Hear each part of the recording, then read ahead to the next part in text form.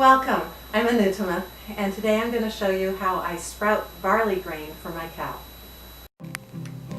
I refuse to feed my cow anything with genetically modified ingredients, and it's quite expensive to buy, at least in our area, to buy anything organic. So the alternative is to buy whole grain from a farmer who actually produces the grain himself, and you can ask him what he puts into it.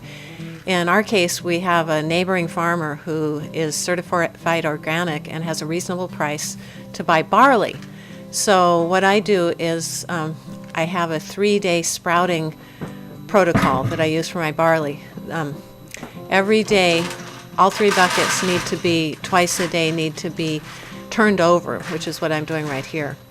This is the 3rd day. You can see this is fairly well sprouted, and you can see the heat coming off of it. It's actually nicely warm inside. Somehow or other, the sprouting process creates a lot of heat. So this is the morning of the 3rd day, and I put half the bucket. I pour from one to the other, and the other half will be fed to the cow this morning. And this is the grain that's been sprouted just for 2 days, and you can see it's already probably almost twice the volume that it was when it started from the sprouting, and it also has some heat. And this 3rd bucket was it was soaked yesterday and was drained, and then it's been sprouting overnight.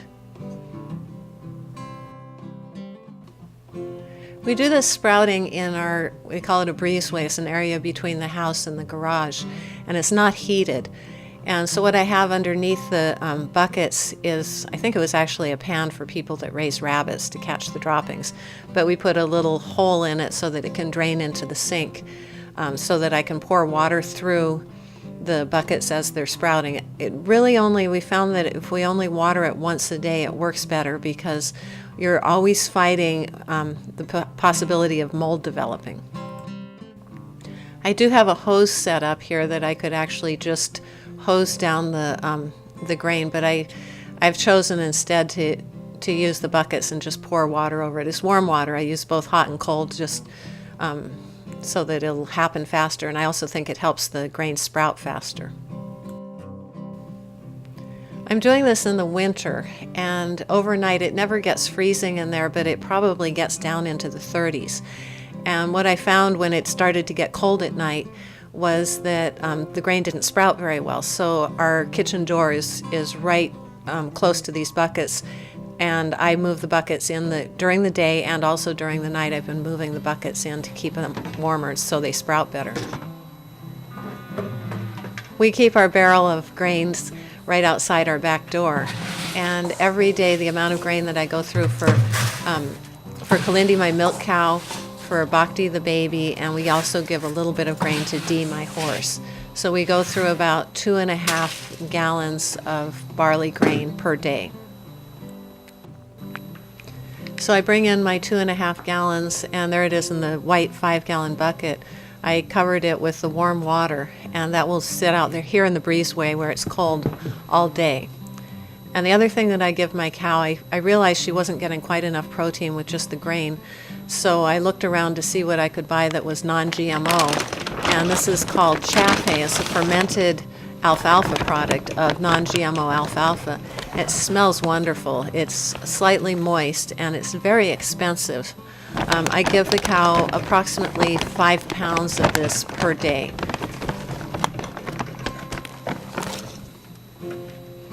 I also supplement my cow with some minerals. I give her a little bit of iodine. I buy potassium iodide in chemical grade, which is a lot more affordable, and mix it with some water. It is soluble at about 50% water and 50% salt, but I dilute it a bit more than that and give her about 5 drops per day. Take a drop myself also.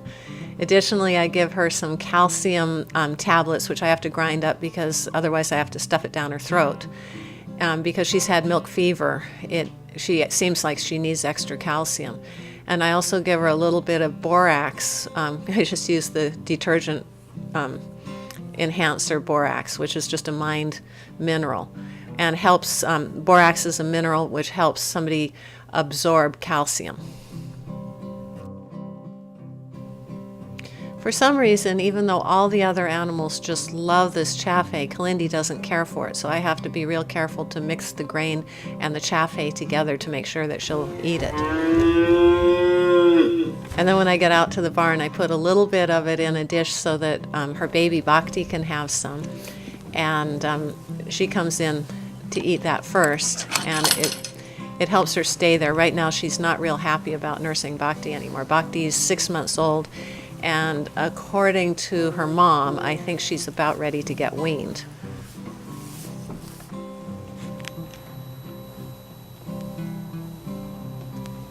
That's Makani. He's our oldest ox, and he looks like he's ready to help Bhakti eat that.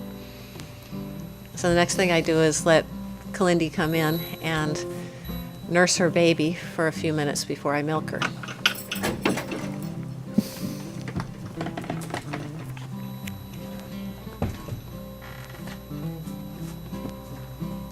Kalindi's lost a lot of weight since she's been milking these last 6 months. She was a little bit on the plump side, which might have contributed to the problems that she had after she gave birth. If you have any questions about how I do this, just put it in the comment section, and please subscribe to our channel. Thanks for watching.